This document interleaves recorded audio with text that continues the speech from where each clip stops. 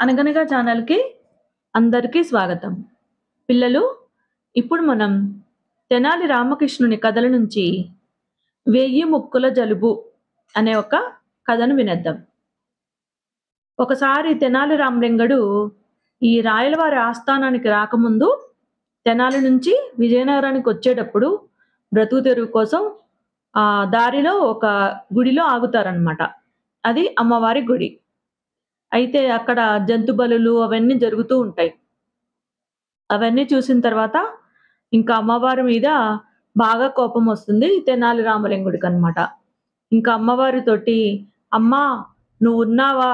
ఈ ఘోరాలన్నీ నువ్వు చూస్తూ గూడా ఏమీ మాట్లాడట్లేదు ఎందుకమ్మా?" అని చెప్పి అమ్మవారిని ప్రశ్నిస్తూ ఉంటాడు. ఇంకా వెంటనే కాళికాదేవి విగ్రహంలోంచి ఒక్కసారిగా కోటి మెరుపులు తళుక్కుమంటాయి. ఇంకా రామకృష్ణుడు ఆశ్చర్యపోయి చూస్తుంటాడనమాట. సహస్ర శిరస్సులు, సహస్ర బాహువులు అలా అమ్మవారు ఆ రూపంలో దర్శనమిస్తుంది రామకృష్ణుడికి. ఇంకా రామకృష్ణుడు వెంటనే ఇంక భక్తితో నమస్కరించుతాడనమాట. ఇంకా అమ్మవారు నవ్వుతూ, ఇంతసేపు నన్ను స్తుతించావు, ఇంతసేపు నన్ను నిందించావు గదా! ఇప్పుడు మళ్ళీ నాకు నమస్కరిస్తున్నావు రామలింగ అని చెప్పి అంటుంది. దాసుడి తప్పు దండంతో సరి, అమ్మా నా దండాలు స్వీకరించు అని చెప్పి గబాల్న సాష్టాంగ నమస్కారం చేస్తాడనమాట. ఇంకా అమ్మవారిని ప్రసన్నురాలను చేసుకోవడానికి ఉపాయాలు ఆలోచిస్తూ, అమ్మా నాదొక చిన్న సందేహం అని చెప్పి అంటాడు. ఇంకా అమ్మవారు ఏంటి అడుగు అని చెప్పి అంటుంది. ఇంకా రామకృష్ణుడు అమ్మవారి విశ్వరూపాన్ని సూటిగా చూస్తూ, అమ్మా మేము ఒక్క ముక్కుకి జలుబు చేస్తేనే ఇంకా 2 చేతులతో చీదుకోలేక ఇబ్బంది పడుతూ ఉంటాము. 1000 ముక్కులున్నాయి గదా నీకు. ఒకేసారి నీ 1000 ముక్కులకి జలుబు చేస్తే ఏం చేస్తావమ్మా అని చెప్పి అడుగుతాడనమాట. ఇంకా ఇతని సమయోక్తికి సంబరపడి ఇంక పకపకా నవ్వుతుంది. అమ్మవారికున్న కోపమంతా పోతుందనమాట. నాకున్న సహస్ర నాసికల్లో ఒకటి నీకిచ్చేశాను గదయ్యా! దాన్ని నువ్వే చిదుగుతున్నావు. నీలాగే మరికొందరు అని చెప్పి అంటుంది. ఇంకా అమ్మవారు తన సహస్ర శిరస్సుల విశ్వరూపాన్ని ఇంక ఉపసంహరించుకొని ఇంక మామూలు రూపంలో ప్రత్యక్షమవుతుందనమాట. రామకృష్ణుడు అలా భక్తితో అమ్మవారిని స్తుతించి, అమ్మా నువ్వు జగదేక మాతవి, మేమందరం నీ బిడ్డలము అని చెప్పి పొగుడుతాడనమాట. ఇంకా అమ్మవారు చాలా సంతోషపడిపోయి ఆమె చేతుల్లో 2 బంగారు గిన్నెలు ప్రత్యక్షమవుతాయి.